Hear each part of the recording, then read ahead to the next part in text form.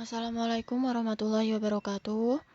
Perkenalkan, saya Zarifah Zara dengan NIM 151424221 dari S1 Pendidikan Matematika akan mempresentasikan tentang bab 3 dasar metodologi penelitian. Komponen-komponen penelitian.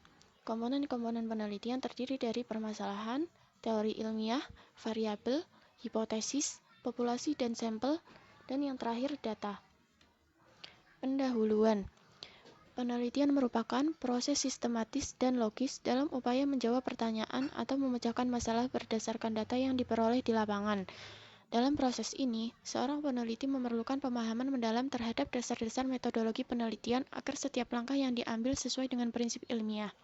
Salah satu bagian paling penting dalam metodologi penelitian adalah pemilihan pendekatan penelitian, perumusan variabel, dan penyusunan hipotesis. Permasalahan. Permasalahan dapat berasal dari berbagai sumber.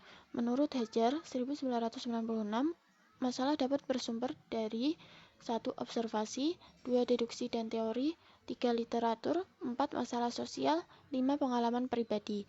Masalah yang baik yaitu spesifik, dapat diuji, dan relevan.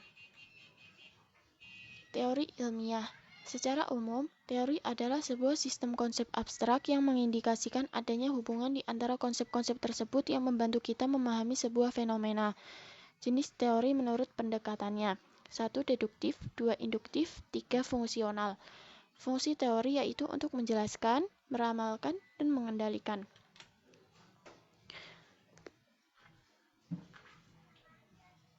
Variabel.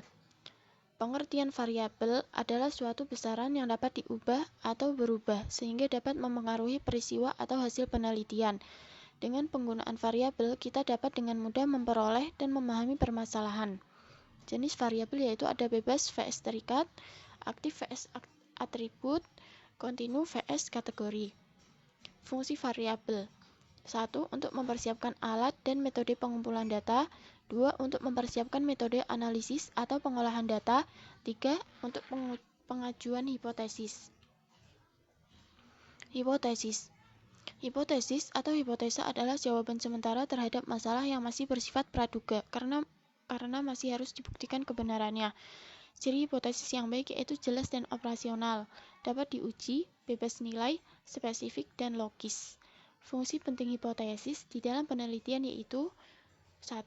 Untuk menguji teori, mendorong munculnya teori, menerangkan fenomena sosial sebagai pedoman untuk mengarahkan penelitian, memberikan kerangka untuk menyusun kesimpulan yang akan dihasilkan. Populasi dan sampel.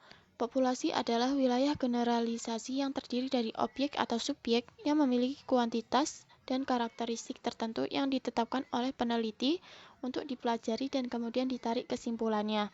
Itulah definisi populasi dalam penelitian. Sampel adalah sebagian dari jumlah dan karakteristik yang dimiliki oleh populasi tersebut, ataupun bagian kecil dari anggota populasi yang diambil menurut prosedur tertentu, sehingga dapat mewakili populasinya. Teknik sampling yaitu merupakan teknik pengambilan sampel.